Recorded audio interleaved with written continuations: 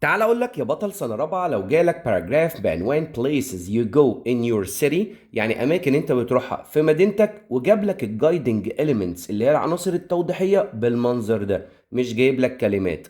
هتقول لي الموضوع صعب، هقول لك يلا بينا نشوفه صعب ولا سهل. اول حاجة مطلوبة منك ان انت لازم تترجم السؤال، وما ينفعش نبقى في سنة رابعة ومش عارفين ادوات الاستفهام، كل اداة استفهام بتتكلم عن ايه. What's your favorite place؟ يعني ما هو مكانك المفضل. يبقى عايزني اتكلم عن مكان المفضل. على فكرة الجايدنج elements دي يعتبر بتساعدك كتير جدا لو انت عرفت تترجمها. Why is it important؟ يعني ليه هو مهم؟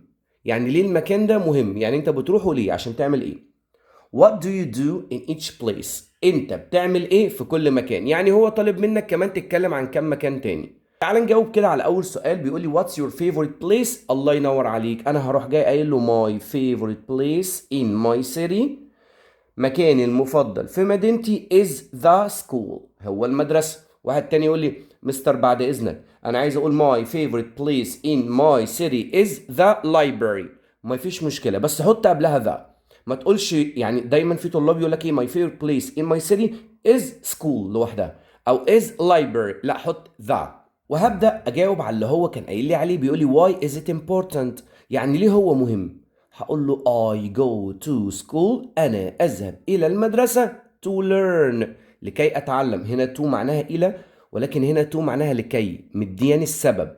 I go to school to learn، لكي أتعلم. طب هو بيقول لي what do you do in each place؟ انت بتعمل ايه بقى في كل مكان؟ يبقى هكلمه عن اماكن تانية. طبعا احنا في الدرس ده كنا واخدين كذا مكان، وبطريقة سهلة جدا I go to the to كذا، أنا بذهب إلى كذا to كذا، أنا بذهب للمكان ده عشان كذا.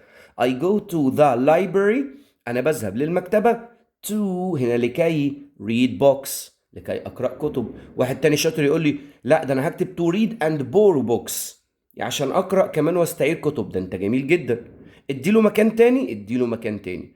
I go to the shopping mall، أنا بذهب إلى مركز التسوق ليه to buy things، عشان اشتري اشياء. واحد يقول لي يا مستر بعد اذنك انا عايز اقول له I go to the post office، انا اذهب لمكتب البريد to send letters، عشان ارسل خطابات. جميل جدا.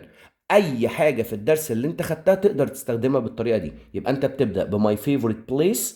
طبعا لو انت شايف ان الجمله دي كبيره عليك ممكن تقول له my favorite place is the school، هو المدرسه، ولكن هو الافضل ان انت تقول له كمان in my city، وتقول له I go to والمكان to لكي، وتقول له السبب. I go to the school، أنا أذهب للمدرسة ليه to learn لكي أتعلم. I go to the library، أنا بروح المكتبة ليه to read books عشان أقرأ كتب. I go to the shopping mall، أنا بروح shopping mall ليه to buy things عشان أشتري أشياء.